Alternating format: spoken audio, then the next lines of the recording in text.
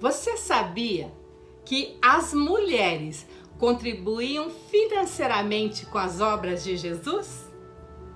Fique aqui que você vai saber como isso acontecia. E é verdade. Bom dia, pessoas queridas, para mais um momento das nossas manhãs produtivas em que eu trago pílulas de sabedoria para que você tenha um dia feliz, harmonioso e produtivo na presença de Deus. Com certeza muitos de vocês não sabiam que as mulheres contribuíam com a obra de Jesus financeiramente. Mas como assim? Se Jesus tinha tudo, para que Jesus precisava de dinheiro? Não é mesmo? Por que ele precisava de dinheiro? Se ele era capaz de multiplicar pães e peixes, se ele, certa vez, para calar a boca das pessoas que estavam dizendo que ele não pagava os impostos, ele mandou retirar da boca de um peixe uma moeda para pagar os seus impostos e do seu apóstolo também. Então, para que Jesus precisava de dinheiro se Deus tudo provém? Tem uma grande explicação para isso.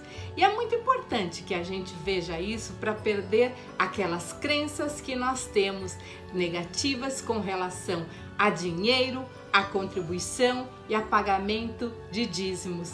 Eu, por muito tempo, eu achava que as igrejas não precisavam de dinheiro, que muitas igrejas só queriam o dinheiro das pessoas. Isso não é verdade. Isso eu fazia por insensatez. Eu falava isso por insensatez, por não compreender, por não ter a sensibilidade de olhar, porque hoje é lógico, é óbvio que nada a gente faz sem dinheiro, tudo precisa.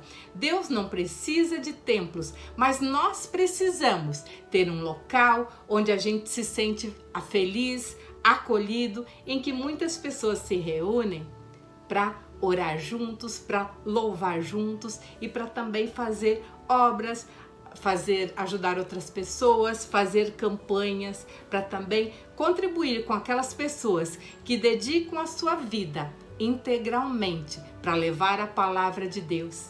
Então hoje eu compreendo isso tudo. Por que na Bíblia está que a gente deve pagar dízimo? Antes eu não entendia. E o que acontece? Quando a gente é mesquinho para as obras de Deus, a gente também é mesquinho para outras coisas. E como que a gente quer ser próspero, multiplicar riquezas, ajudar outras pessoas, se a gente é mesquinho no trato às coisas de Deus? Certa vez eu estava numa igreja, eu fiquei observando. Na época eu ainda não frequentava nenhuma igreja, eu fiquei olhando, mas que igreja interessante, tem salas de aula, tem um palco, tem equipamentos de som para a equipe de louvores, tem cadeiras confortáveis, tem ar-condicionado, toda uma infraestrutura aconchegante para receber a gente. Mas de onde vem esse dinheiro? Quem é que paga isso tudo? Isso não cai do céu. Deus dá pra gente a oportunidade de a gente poder contribuir com as obras dele. E eu não entendia por que a gente tinha que pagar dízimo. Por quê? Porque alguém pagou dízimo, porque alguém ajudou. Algumas igrejas que eu hoje posso estar aqui falando para você sobre isso. É porque alguém aprendeu e me ensinou. Alguém que frequentou, que aprendeu, fez estudo bíblico e que me ensinou. Porque senão eu também não estaria aqui. Então por isso que hoje eu penso diferente. Porque é uma crença antiga que eu tinha na minha cabeça, que tudo aquilo que era de Deus, que não poderia ser cobrado, que as pessoas têm dons e que não deve ser cobrado. Sim, tem dons que Deus nos dá que não se pode cobrar por eles. Mas na Bíblia a gente vê sobre muitos talentos que as pessoas recebiam de Deus, muitos dons, e que elas usavam para estar gerando renda para sua família e também para contribuir com as obras de Deus. Deus nos deu dons e talentos para que a gente ajudasse outras pessoas e para que a gente pudesse suprir as necessidades das nossas famílias.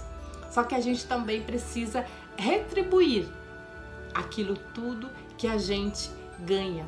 Então é óbvio que a gente precisa contribuir financeiramente com as obras da igreja, com as obras de Deus.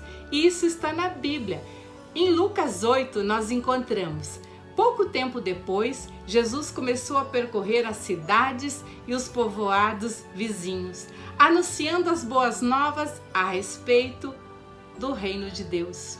Com ele iam junto os seus 12 e também algumas mulheres que haviam sido curadas de espíritos malignos ou de enfermidades. Entre elas estava Maria Madalena, de quem ele havia expulsado 7 demônios. Estava Joana, a esposa de Cusa, que era o administrador de Herodes. Ou seja, Joana ajudava a administrar todo aquele palácio de Herodes. Tinha Susana e muitas outras que contribuíam com seus próprios recursos para o sustento de Jesus e seus discípulos. Se Jesus era capaz de multiplicar tudo, se para ele tudo era possível, ele precisava do dinheiro dessas mulheres? Por que ele aceitava isso? Porque ele precisava ser humilde, ser humano como a gente. Nenhum de nós pode abrir a boca de um peixe e tirar uma quantidade de moedas e de dinheiro que a gente precisa. Nós não temos a capacidade de pegar um cesto de pão e multiplicar. Só Jesus tinha essa capacidade. Mas nós podemos multiplicar o dinheiro de outras formas. É isso que ele queria nos ensinar, que a gente pode receber as ofertas que nos são dadas. E essas mulheres que contribuíam financeiramente com a obra de Jesus, por que elas faziam isso? Porque muitas delas tinham sido curadas, elas faziam isso como uma forma de gratidão por aquilo que elas receberam. Porque afinal de contas, Jesus, os apóstolos, as pessoas que andavam com ele, precisavam se alimentar, precisavam dormir, precisavam de roupas e de calçados. Era necessário dinheiro para aquela obra e eles também precisavam pagar os impostos. Lembram? Dai a César o que é de César. Então, se o próprio Jesus pagava tributos, se o próprio Jesus precisava de dinheiro para a sua obra, nada mais justo que cada um de nós possamos contribuir com aquilo que nós temos para ajudar essas obras de evangelização, essas obras da igreja que levam a palavra de Deus para tantas pessoas. A gente pode sim ter um relacionamento com Deus e o nosso relacionamento com Deus deve começar no nosso quarto, no nosso secreto. Mas há momentos que a gente vai querer estar com outras pessoas para que a gente fortaleça ainda mais a nossa fé. Há momentos que a gente vai querer contribuir com os dons e talentos que Deus nos deu. Parte dos nossos dons e talentos pode ser dedicado às obras de Deus. A gente pode receber por aquilo que a gente faz, pelo trabalho que a gente realiza para suprir as necessidades nossas e das nossas famílias. Mas a gente também pode usar parte dos dons e talentos que a gente tem ou parte dos recursos financeiros que a gente adquire, que a gente consegue ganhar com os nossos dons e talentos para ajudar na obra de Deus. Porque não tem como a gente prosperar, a gente pedir para Deus prosperidade, pedir cura, pedir saúde, se a gente é tão mesquinho para as obras dele. E na Bíblia nunca diz que você vai dar aquilo que você não tem, mas você vai dar sobre aquilo que você tem.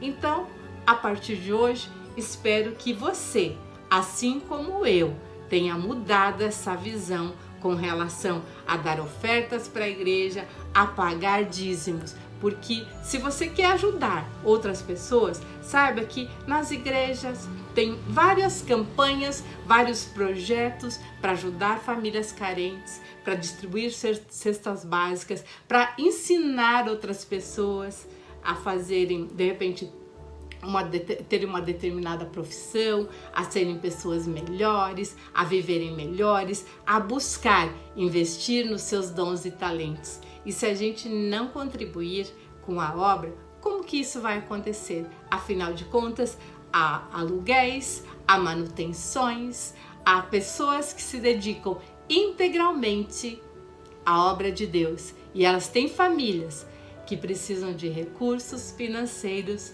também.